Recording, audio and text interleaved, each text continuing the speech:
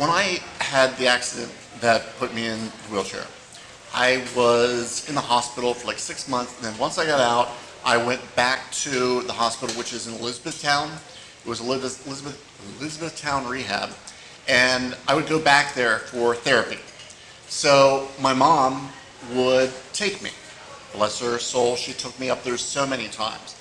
And we went up on this one occasion, and while I'm in getting therapy, I'm looking out the window and I start seeing snowflakes.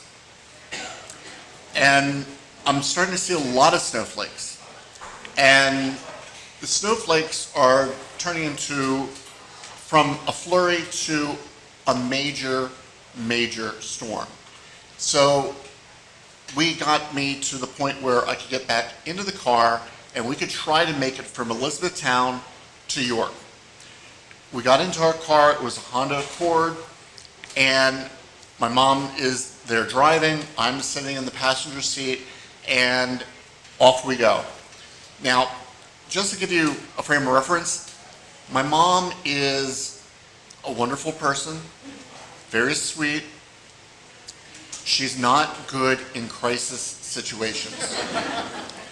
She doesn't, well, I don't know if in a situation, a crisis type situation, you don't want to give her criticism.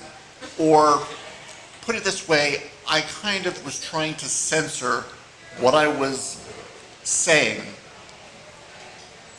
even though I was thinking something totally different. We're going down the road, the tires aren't the best for snow in this particular car. And so it wasn't going really well. The whole time we're going down the roads in Elizabethtown, that we're only being passed by four-wheel drive trucks and snowmobiles. I'm coming to the realization that we need to turn around, because in order to get to York, we have to go over Chickies Hill. I'm not sure, you don't go over Chickies Hill in the snow. And I'm realizing we need to turn around, and I can't remember, to be honest, I can't remember whether I said maybe once to my mom, "Mom, we need to turn around." And she was just like, I'm concentrating. So we kept on going, and the snow is getting deeper and deeper, and the car is sliding more and more. And I'm sitting there, I can see what's going to happen. To the right-hand side, I could see the road kind of sloped over to the right a little bit. And the way she was driving, she was not going to get away from it. So the car just slid into a snowbank, and we're stuck. She's putting it in reverse, and she's flooring it. And I know how to drive in the snow, but I can't transfer my knowledge to her. And I'm sitting there in utter frustration because I can't move. I really am having a hard time trying to coach her through the situation. And finally, she's just flooring it and flooring it. Finally, I see this man and his two sons, teenage sons, walking up towards us. At this point, I switched from censoring myself and I went into my adulting moment. And I switched and I turned and I said, "Mom, you need to ask for help. We cannot get out of this situation, the two of us. You need to ask these individuals to help us."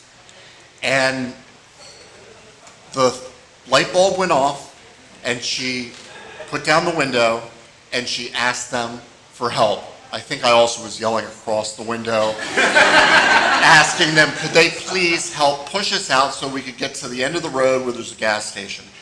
And I have to admit, I can't help but think that these three individuals, these three guys, as they're pushing, as my mom is putting it in reverse and we're trying back up, can't help but look at me in the passenger seat, and sitting there, I've got to look totally able, and they've got to be wondering, why the hell isn't this guy helping?